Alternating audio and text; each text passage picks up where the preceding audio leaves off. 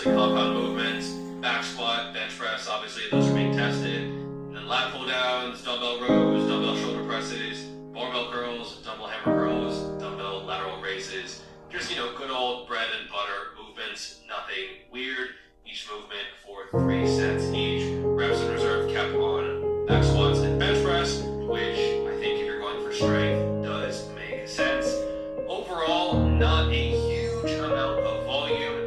Only the biceps showed a meaningful amount of changes, and those actually were best in the high group. And so one thing that you want to keep in mind is that if you are doing more volume, if you're training 4 days per week, 5, 6 days per week, if you're really doing more movements, if you're training them closer to failure, maybe a bulk would make more sense because you can actually utilize and use that energy.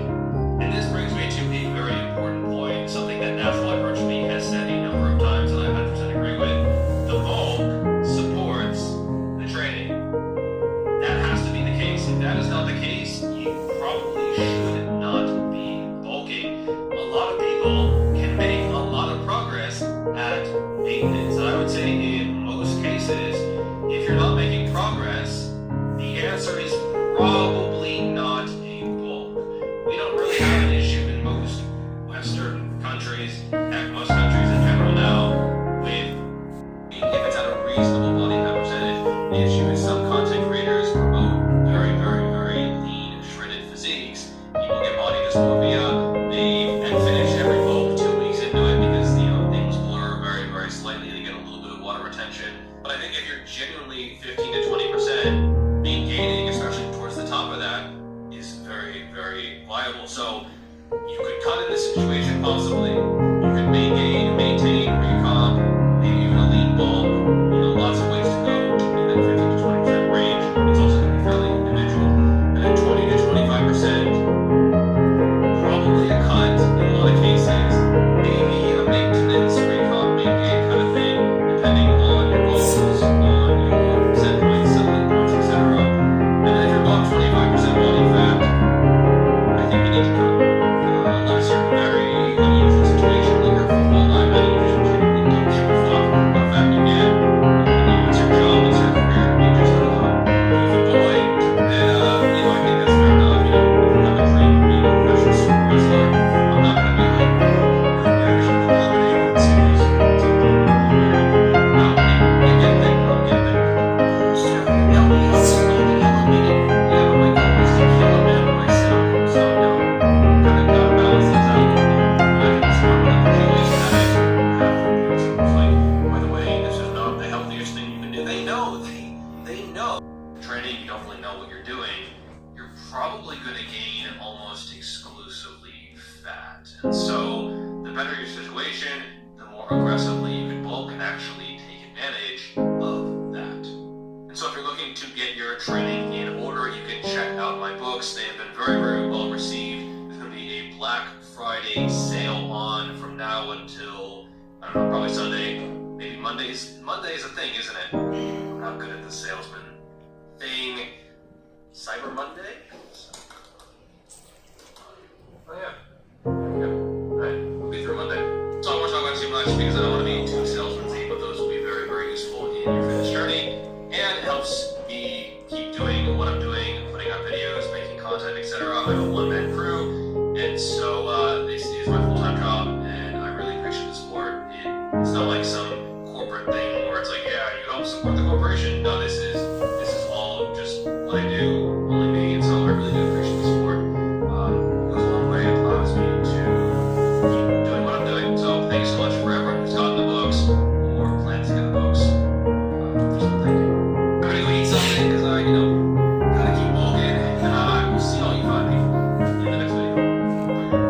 And I think that's very reasonable. But there certainly have been some people who shall remain nameless who market it as the best of both worlds. You get the same size as a bodybuilder and the same strength as a powerlifter. That is just wrong. There is no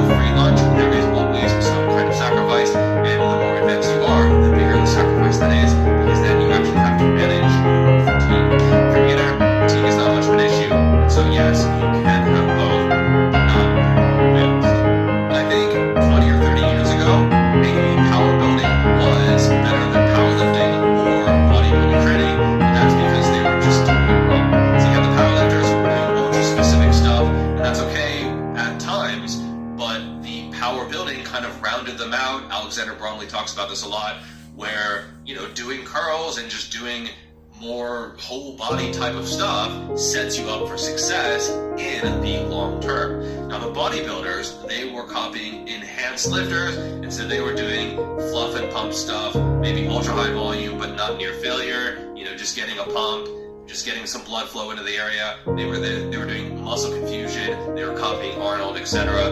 And so when they added in squat, bench, deadlift, and they use those to progressively overload and to train a little bit heavier and closer to failure, and they had a little bit more focus and specificity in their training, even with a more minimalistic approach, they saw better results than, going in and training by instinct and getting a pump. So power building in some cases. So this isn't easy to say, but I've actually been selling out for a while now. Big volume has been slipping me some money under the table. Where's the rest? The money. Where is the rest? Ebooks, coaching, those are enough for a normal person to get by, but I've got a lifestyle to maintain, and big volume really has the cold hard cash that I need to maintain this lifestyle. And so you've heard about big food, big pharma. Well, big volume really is the biggest big of them all. So big volume has actually slipped me just a few mil. That's what you say when it's like nothing, it's like a few mil, right? No big deal. To talk about this most recent study. Now, we all know these scientists up in their ivory towers, they're all doing high-intensity training, but they release these studies as misinformation so that most people, they spin their wheels doing ultra-high volume because they want to keep all the gains for themselves. It's a zero-sum game. Okay, so these scientists came out with a study where the low-volume group was doing 22 sets of quad. 22 sets, that's the low. Group started at 22 and scaled up to 42.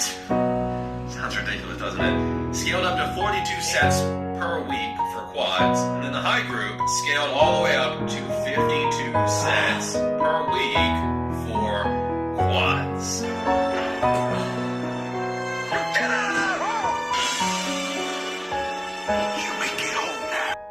Probably handle more training than you think. I think especially as an intermediate, if you are motivated, if you have a good situation in life, maybe you just don't have a real job, you don't have a family, you don't have a lot of commitments in your life, you don't have a lot of stress in your life, fucking go ham, bro. Like, you can probably handle way more training than you think. Innovative molecule penetrates the muscle. The system increases the muscle diameter. So with every application, it feels 2 times thicker. With a volume filler, the muscle is amplified, densified every day. A real thickness, finally. Extraordinary. Volume filler. Most people that I notice who run into recovery issues, not all, but certainly most, it is lifestyle induced. So maybe they have a stressful job, maybe they are not really taking care of themselves, maybe they're eating like once and a half per day, like 40 or 50 grams of protein. I've seen shit like that, and they're just not recovering. But it's not because of the training, it's because of their lifestyle. Maybe they feel tired, they feel bad, and then they blame their training on it, they want to reduce the training, but it's not training, it's everything between the training. I